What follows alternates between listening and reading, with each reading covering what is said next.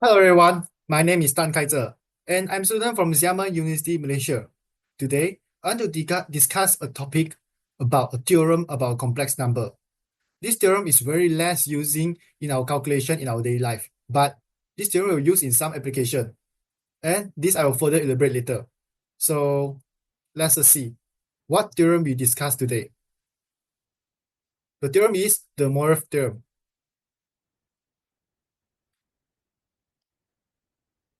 So let's take an introduction first.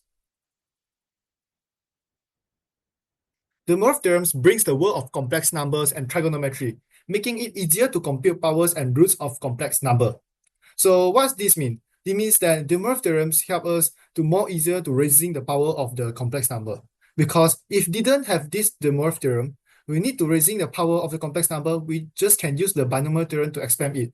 So by using binomial theorem is very hard because it need many steps, while the De Moivre theorem is much easier.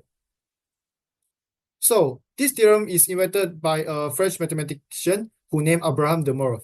And this is his picture. And this source is from Wikipedia.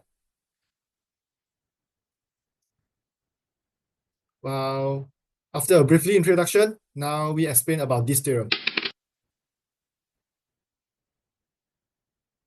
So before I explain the theorem of the De Moivre theorem, we need some general knowledge about complex number. A complex number have a three form, which is standard form, polar form, and exponential form. While here in the slide stated the polar form and the exponential form. While the polar form is z equal to r cos theta I sine theta, while the exponential form is r exponential, which is e power I theta. Where in this form, the r means that the magnitude of the complex number, or the specific word is called modulus. And the theta is the angle, or is the argument. We can say that is another word is argument of the complex number in the polar form. So let's see together how this theorem works. So the theorem is help to raising z to the power n expand as this. So the z is the complex number which is in a polar or exponential form. So z raising power to n equal to r cos theta plus I sine theta bracket power n. While the exponential form raising the power to n is bracket r exponential power I theta bracket raising power to n. So here's the important part. This theorem say that when we expand it by the De Moivre theorem, the magnitude can just raising the power of n, while the n is the power that we need to raise, and while the angle can just multiply with n. So it's much more easier by the binomial theorem. You look, so z raising power to n is equal to r raising power to n bracket cos n di theta I sine n theta.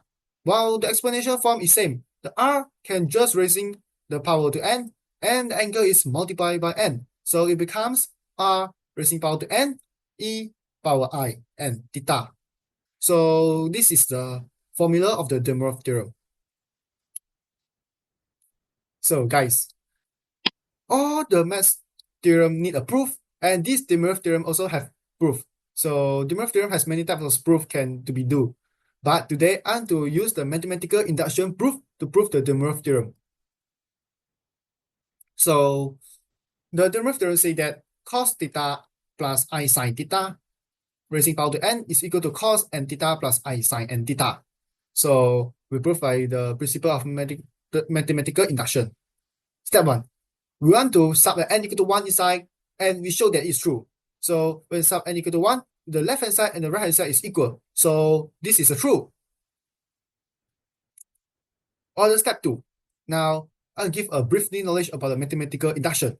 The step 2 we want to do is that assume n equal to k is true, then we want to show that n equal to k plus 1 is true. Then we can complete our the principle proof by the mathematical induction. So step 2, assume that the formula is true for n equal to k. So we sub n equal to k inside the formula. We found that is bracket cos theta I sine theta raising power to k equal to cos k theta plus I sine k theta.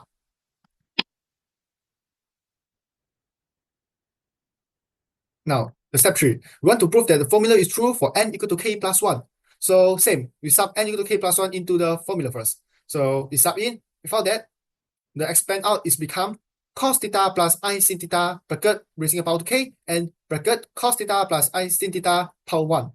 This because when n equal to k plus 1, we can separate it into two terms, which is the first term is raising power to k, and the second term is raising the power to 1. Then now we apply the de Moivre theorem inside the already expand equation. We apply the de Moivre theorem. Then we take an output, which is a cos k theta plus I sin k theta, bracket cos theta plus I sin theta. Now, we can use the distributive property to expand the two bracket. How the distributive property works is like the first term in the first bracket multiply the first term and second term in the second bracket, and the second term in the first bracket multiply the first term and second term in the second bracket. So after the multiplication, we get the output is cos k theta, cos theta plus I cos k theta sin theta plus I sin k theta cos theta minus sin k theta sin theta. So we can combine the explanation. After the explanation part, we can combine it by two parts, which is the real part and the imaginary part. So the real part is the cos theta minus sin k theta sin theta, while the imaginary part is the I bracket cos k theta sin theta plus sin k theta cos theta. So the real part is that I said just now, we can sum it by using angle identity for cosine. So if sum for angle identity for cosine, the output is cos bracket k plus 1 multiplied with theta. And the imaginary part, sum angle identity for sine, is sine bracket k plus 1 multiplied with theta. So for here, we complete the induction step. Because before that, when we sum n equal to k plus 1, it's true. The cos theta plus I sin theta bracket raising power to k plus 1 is equal to cos bracket k plus 1 multiplied with theta plus I sin bracket k plus 1 multiplied with theta. So this is true. So the de Moivre theorem holds for all integer n by the principle of mathematical induction. So the de Moivre theorem formula, I repeat again, which is in the slide at the last sentence of the slide, which is the cos theta plus I sin theta raising power to n equal to cos n theta plus I sin n theta. So this proof didn't involve the R magnitude, but if it involved the R magnitude, it's just raising the power of R of the magnitude. So get it? There's many types of proof for the de Moivre theorem, but here I just present about the proof by using the mathematical induction. But at the end of the video, I will put a link, which is the sources from Carrick's 2008, a couple of proofs of the de Moivre theorems. There are some other ways to prove the de Moivre theorem too. Okay, guys, sorry for the technical problem. Now is the exercise example. Okay, the first question exercise example is bracket 1 plus I raising power to 8. This is a standard form of the complex number. But we want to use the de Moivre theorem to raising a power. We can just convert it into the trigonometry form, which is the polar form or the exponential form. So the first type is convert 1 plus I to polar form. While the modulus is use a distant method to find it, which the answer is square root 2, and the argument is arctan, while the numerator is the coefficient of real part and the denominator is the coefficient of the imaginary part. So from here, we found that the argument is 45 degrees, or can say by pi over 4. So when sub into the polar form, we found that z equal to square root 2 bracket cos pi over 4 plus I sin pi over 4. Then we can apply the de Moivre theorem now. The de Moivre theorem is, I repeat the theorem again. The de Moivre theorem is raising the r by the power n bracket cos n theta plus I sin n theta. So here we found that the r is the square root 2, the theta is pi over 4, and the n is 8. So we can just sub into the formula, and it's easier to get the answer. Now, when you sub into the equation, sub the value into the formula, we get it 16 bracket cos 2 pi plus I sin 2 pi.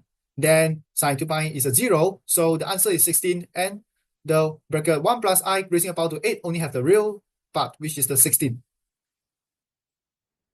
Okay, finish the first type example. Let's take a look at the second example. Second example, we'll use the de Moivre theorem and involve the question is more complicated compared to the first question. So let's take a look how we can solve it. So the first step is same as the first question. All the standard form of the complex number need to change to the polar form or the exponential form. Since it involves fraction in this question, so using exponential form is easier. So the first question, I already showed the trigonometry form, which is the polar form of the using the de Moivre theorem. Now this example, I will use the exponential form. So first, we want to convert 1 plus I squared 3 into the exponential form. While the modulus is a 2 and the argument is the pi over 3. So we sub into the form of the exponential form. We found that z equal to e power I bracket pi over 3. Okay, we already convert the numerator to exponential form, so the denominator also need to be exponential form. So convert 1 minus I squared 3 to exponential form. Modulus is also same like the numerator is also 2. The argument is negative pi over 3. So the exponential form for 1 minus I squared 3 is z equal to 2e power I bracket negative pi over 3. Now, we can apply the Moivre theorem. So we want to simplify it. How we simplify? We sub the exponential form back to the question. And you see that the numerator raising by the power of 8 and the denominator raising power to 2, then we can apply the Moivre theorem. So when you apply the Moivre theorem, the output is the r, which is the magnitude, can straight away raising power to 8 for the numerator. And the r, which is the modulus for the denominator, can straight away raising power to 2. While that both angle can just multiply with the each both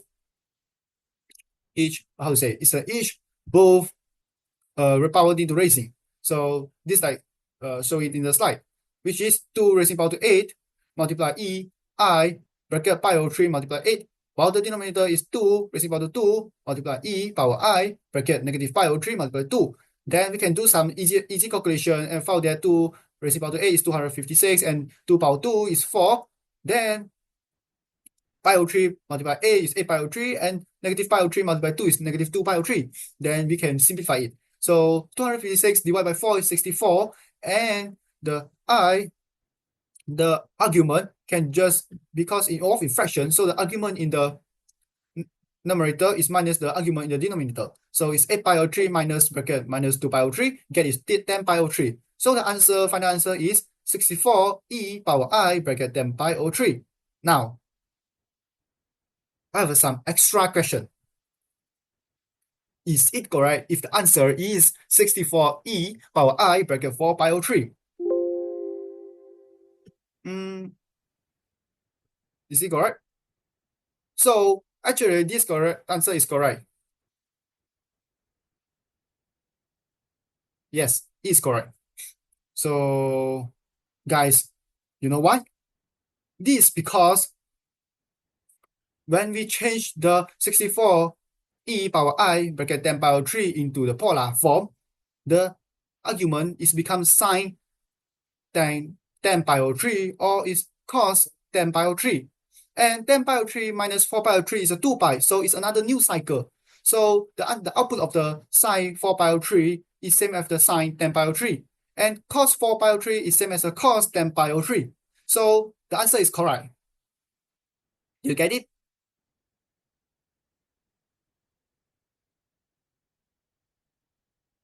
Okay, I have shown about 2 examples. Now, I want to go to the last part, which is the application that I stated in the introduction of the slide. They say that the Moivre theorem is very less using calculation in our daily life, but it's also using in some application. So let's see what application needed the Moivre theorem. Okay, here, electrical engineer, especially in AC circuit analysis, or control system, especially robotics and automation, wave function in quantum physics, pricing model in economics and finance, which is the black holes equations, and fluid dynamics, particularly for studying a potential field. All these sources is from the link it, and you can go to further have a knowledge or further learn about why the Moivre theorem need in those applications, because I will put a link at the end of the video. So I think that's all end of my presentation. And so this all is my reference I use in this presentation slide. Then that's end, I think so. So thank you. Thank you for listening. Bye-bye.